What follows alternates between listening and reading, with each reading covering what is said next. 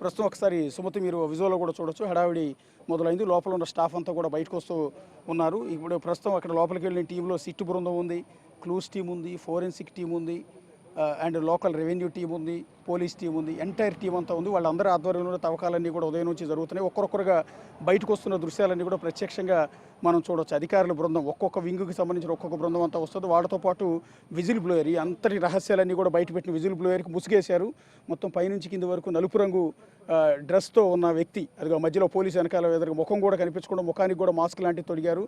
పూర్తిగా పైనుంచి కింద వరకు పూర్తిగా బ్లాక్ అండ్ బ్లాక్ ధరించిన ఆ వ్యక్తి విజిల్ బ్లోయర్. ప్రస్తుతం ఎంతటి సంచలనం, యావత్ భారతదేశానికి ప్రస్తుతం సంచలనంగా మారిన ఈ ఇష్యూలో అసలు నిజాలను బయటపెట్టిన విజిల్ బ్లోయర్ అతనే. సో అతన్ని ప్రస్తుతం తీసుకొచ్చి బస్సు ఎక్కిస్తున్న దృశ్యాలను కూడా ఇక్కడ చూడొచ్చు. సో ఇదే బస్సులో అతన్ని తరలిస్తూ ఉన్నారు. ఎక్కడికి తరలిస్తున్నారు అనేది చూడాల్సి ఉంటుంది. ఎస్, ఇక్కడ విజిల్ బ్లోయర్ ఇక్కడ ఉన్నారు.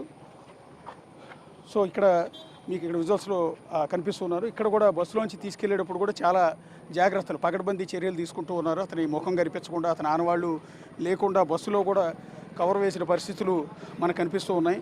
ఏమాత్రం అతని వివరాలు అనేది బయటికి రానియకుండా, ఎందుకంటే అతనికి సెక్యూరిటీ కల్పించడం అనేది అత్యంత కీలకం అవుతోంది. సో అందువల్ల ప్రతి ఎక్స్కవేషన్ జరిగే చోట, ప్రతి తవ్వకాలు జరిగే ప్రతి చోటికి కూడా అతన్ని తీసుకొస్తూ ఉన్నారు.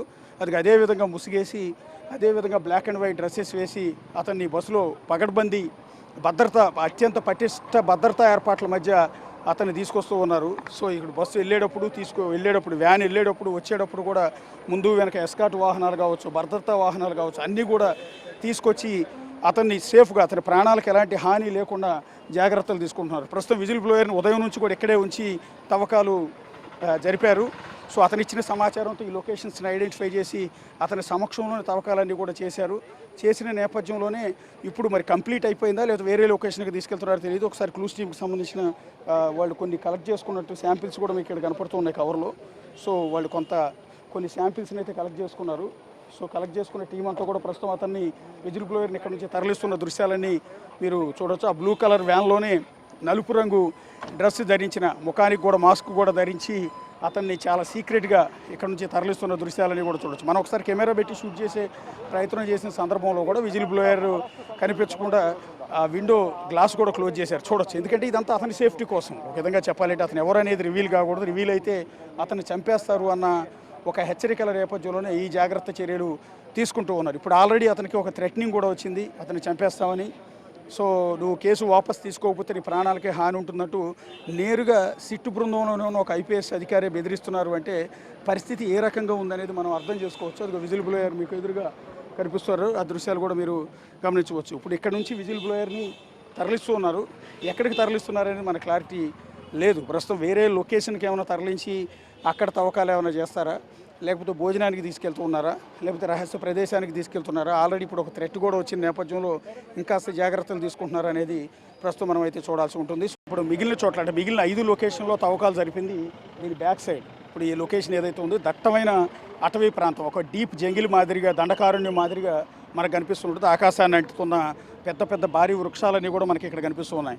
Entire forest area. ఒక్కొక్కసారి ఒక్కొక్క చెట్టును చూడండి మీరు, ఎంత పెద్ద ఎత్తున చెట్లన్నీ కూడా ఉన్నాయో. పర్టికులర్గా రెడ్ శాండల్ చెట్లు కూడా చాలా ఎక్కువగా ఉన్నాయి. ఇలాంటి అటవీ ప్రాంతం లోపల 5 లొకేషన్స్ని అతను చూపించాడు.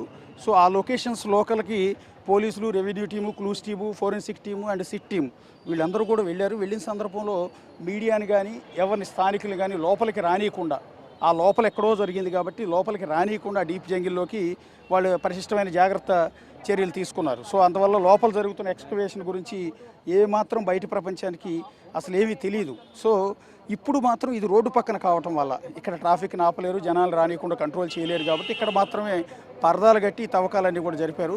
సో తవ్వకాలన్నీ పూర్తయినట్టుంది. కొంతమంది కవర్లో కొన్ని శాంపిల్స్ని పట్టుకొస్తున్నారు. బ్యాగ్ నిండా కూడా శాంపిల్స్ని పట్టుకొస్తున్నట్టుగా, కలెక్ట్ చేసుకున్న వాటిని తీసుకొస్తున్నట్టుగా తెలుస్తోంది. సో అందులో ఏమేమి దొరికాయనేది మనం ఒకసారి ఇంకా అధికారులు ప్రకటించే వరకు మనం చెప్పలేము. అందరూ భావిస్తున్నట్టుగా ప్రస్తుతం అక్కడ డెడ్ బాడీస్కి సంబంధించిన పుర్రెలు, ఎముకలు దొరికాయా లేదా అనేది చూడాల్సి ఉంటుంది. లోపలికి వెళ్ళిన బృందం అంతా కూడా బహుశా ఎక్స్కవేషన్ అంతా కూడా కంప్లీట్ అయినట్టుంది. సో బృందం అంతా కూడా బయటకు వచ్చేస్తోంది. సో తవ్వకాలు జరిపిన సిబ్బంది, పోలీస్ సిబ్బంది, రెవెన్యూ సిబ్బంది, ఫోరెన్సిక్ సిబ్బంది, క్లూస్ సిబ్బంది, ఎంటైర్ టీం అంతా కూడా ఇప్పుడు ప్రస్తుతం బయటికి వస్తుంది. కొంతమంది మహిళలు కూడా ఉన్నారు, చూడు మహిళా అధికారులు కూడా అక్కడ ఉన్నారు. వారితో పాటు తవ్వకాలు జరిపిన వ్యక్తులు కొన్ని బ్యాగులు తగిలించుకున్నారు. ఆ బ్యాగుల్లో బహుశా ఈ కలెక్ట్ చేసుకున్న మెటీరియల్ అంతా కూడా అది ఎముకలు కావచ్చు, పుర్రెలు కావచ్చు, వాటన్నిటిని కూడా స్వాధీనం చేసుకుని ఆ బ్యాగులు ఏమైనా తీసుకొస్తున్నారా అనేది చూడాల్సి ఉంటుంది. వాళ్ళైతే బ్యాగులు తగిలించుకుని ఆ చెట్ల చాటున ఉన్నారు. వాళ్ళు బయటకు వస్తే తప్ప ఆ దృశ్యాలు అనేవి తెలియదు. ఇందాక కొంతమంది అయితే కొన్ని శాంపిల్స్ని కవర్లో పట్టుకెళ్ళారు. వాళ్ళు కవర్లు ఒంటి నిండా పైకి నుంచి కింద వరకు కవర్లు దొడుకున్న కొంతమంది వ్యక్తులు క్యారీ బ్యాగుల్లో కొన్ని శాంపిల్స్ అయితే పట్టుకెళ్ళారు. కొన్ని ఆ శాంపిల్స్ ఏంటనేది తెలియాల్సి ఉంటుంది. సో ఈ సిబ్బంది అంతా కూడా ప్రస్తుతం వెయిట్ చేస్తున్నారు వాళ్ళ నుంచి సిగ్నల్ కోసం. వీళ్ళందరూ సేపట్లో బయటికి రాబోతూ ఉన్నారు. సో వాళ్ళ భుజాలలో కొన్ని బ్యాగులు ఉన్నాయి. సో ఆ బ్యాగుల్లో శాంపిల్స్ ఉన్నాయా లేదా అనేది ఏంటనేది చూడాల్సి ఉంటుంది. ప్రతి ఒక్కళ్ళు కూడా ఒక్కొక్కళ్ళు ఒక్కొక్క బ్యాగ్ని తగిలించుకుని ఉన్నారు. లోపల నుంచి అధికారులంతా కూడా వస్తున్నారు. కొంతమంది క్యారీ బ్యాగుల్లో కూడా మెటీరియల్స్ అవి తీసుకొస్తూ ఉన్నారు.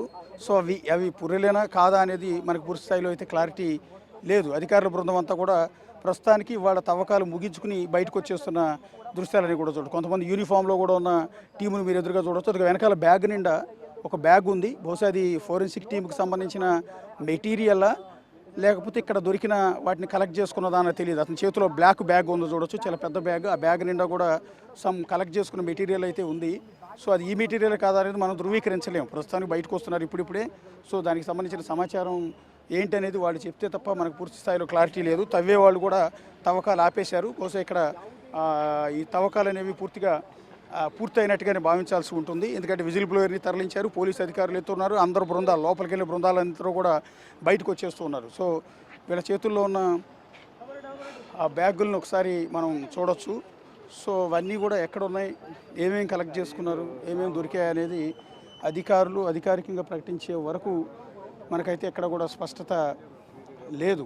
ఎందుకంటే ఇప్పటివరకు ఎలాంటి అఫీషియల్ స్టేట్మెంట్ అనేది ఇవ్వలేదు. అఫీషియల్ స్టేట్మెంట్ అనేది లేకుండా మనం ఈ సెన్సిటివ్ ఇష్యూ గురించి ఏది పడితే అది మాట్లాడటానికో చెప్పడానికో వీలు లేదు. సో ఎంతమంది టీం లోపలికి వెళ్ళారో కూడా మనం ఒకసారి చూడొచ్చు. అందరూ కూడా బయటకు వస్తూ ఉన్నారు.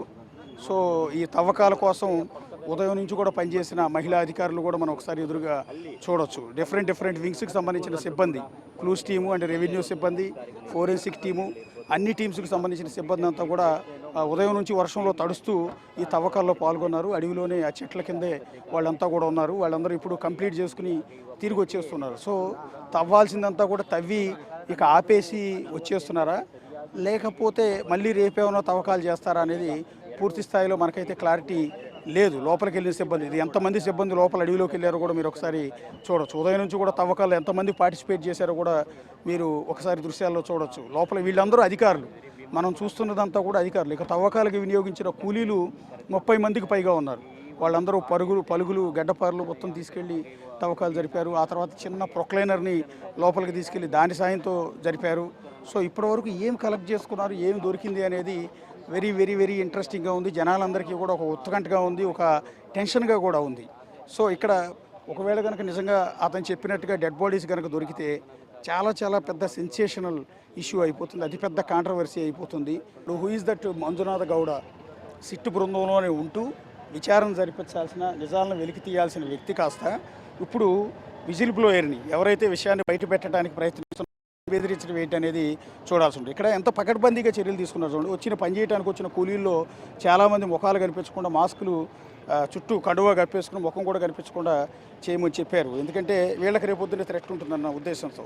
సో అంత జాగ్రత్తలు తీసుకుంటున్నారు. అలాంటి జాగ్రత్తలు తీసుకుని ఇంత ప్రెస్టీజియస్గా ఒక ప్రభుత్వానికి చాలా కీలకమైన అంశం ఇది. పర్టికులర్గా కర్ణాటక సర్కార్కి ఇది ఒక విధంగా చెప్పాలంటే ప్రతిష్టకు సంబంధించిన అంశం. సిద్ధరామయ్య సర్కార్కి ఇది ఒక పరీక్ష. ఇలాంటి నేపథ్యంలో ఒక 4 ఐపీఎస్ అధికారులతో ఒక సిట్ టీంని ఏర్పాటు చేసి నిజాలేంటో నిగ్గు తేల్చండి. అతను చెప్పింది అబద్ధమా కాదా, అతను పబ్లిసిటీ కోసమే చెప్పాడా, లేకపోతే మతి భ్రమించి చెప్పాడా, నిజమే చెప్పాడా, స్థానికులు ఎందుకు ఆందోళన చెందుతూ ఉన్నారు. సో ఇక్కడ జరుగుతున్న 1979 నుంచి ఇప్పటి వరకు జరుగుతున్న నేరాల పరంపరని ఇప్పటికైనా అడ్డుకట్ట వేయగలమా లేదా అన్న దాని మీద ఈ ఐపీఎస్లతో ఒక టీంని ఏర్పాటు చేస్తే ఆ టీంలో ఉన్న మంజునాథ గౌడ అనేది అతని అధికారి పొజిషన్ ఏంటి, అతని డిజిగ్నేషన్ ఏంటి అనేది మనకు పూర్తి స్థాయిలో తెలియదు. సో ఆ సిట్టు బృందంలోని వ్యక్తి ఇప్పుడు విజిల్ బ్లోయర్గా ఉన్న ఈ వ్యక్తిని, శానిటరీ ఎంప్లాయీని బెదిరిస్తున్నాడు అంటే నువ్వు కేసు వెనక్కి తీసుకో. ఇందాక నేను చెప్పాను, నువ్వు కేసు వెనక్కి తీసుకోకపోతే చాలా సీరియస్ పరిణామాలు ఎదుర్కోవాల్సి ఉంటుంది. నువ్వు నీ ఫ్యామిలీ, నిన్ను చంపేస్తారు.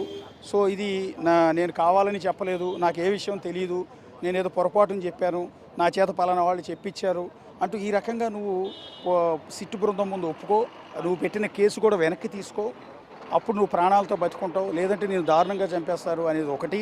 రెండోది, నువ్వు చెప్పినట్టు అక్కడ బాడీ లేకపోతే కనుక లేకపోయినా కూడా నువ్వు జీవితం అంతా జైల్లో ఉండాల్సి వస్తుంది. ఇంత పెద్ద వ్యవస్థల్ని, ఎంటైర్ ప్రభుత్వాలని, కేంద్ర రాష్ట్ర ప్రభుత్వాలని, అధికారుల బృందాన్ని తప్పుదోవ పట్టించినందుకు కూడా నువ్వు జైలు పాలవుతావు అంటూ 2 రకాలుగా బెదిరించారు. ఒకవేళ నువ్వు చెప్పినట్టు అక్కడ బాడీలు ఎముకలు ఉంటే ఒక రకంగా నిన్ను చంపేస్తారు. ఎవరైతే ఇన్ని నేరాలు చేసిన వాళ్ళు 100 మందిని చంపిన వాళ్ళు 101వ వాడి కింద నిన్ను చంపడం అనేది పెద్ద ఇష్యూ కాదు. ఎందుకంటే నువ్వు ప్రత్యక్ష సాక్షివి కాబట్టి, చంపిన వాళ్ళందరినీ నువ్వే పూడ్చిపెట్టానని చెప్పావు కాబట్టి. సో 101వ వాడి కింద నేను చంపడం అనేది పెద్ద ఇష్యూ కాదు. కాబట్టి ఈ కేసులో ముందుకు వెళ్ళకు, కేసులో సహకరించకు, నాకేం తెలియదని చెప్పు, అప్పుడు ప్రాణాలతో ఉంటావు అనేది ఒకటి. నువ్వు చెప్పినట్టు శవాలు కనుక లేకపోతే అప్పుడు కూడా నువ్వు సీరియస్ యాక్షన్ ఉంటుందంటూ ఈ రకమైన బెదిరింపులకు దిగటం. ఇప్పుడు అతని పేరు కూడా బయటకు వచ్చింది. ఇప్పటివరకు ఆఫీసర్ ఎవరో మనకు తెలియదు అనుకున్నాం, కానీ ఇప్పుడు సిట్టి టీంలోనే ఉన్న మంజునాథ్ గౌడ నేరుగా అతను బెదిరించాడు అన్న విషయం కూడా బయటకు వచ్చిన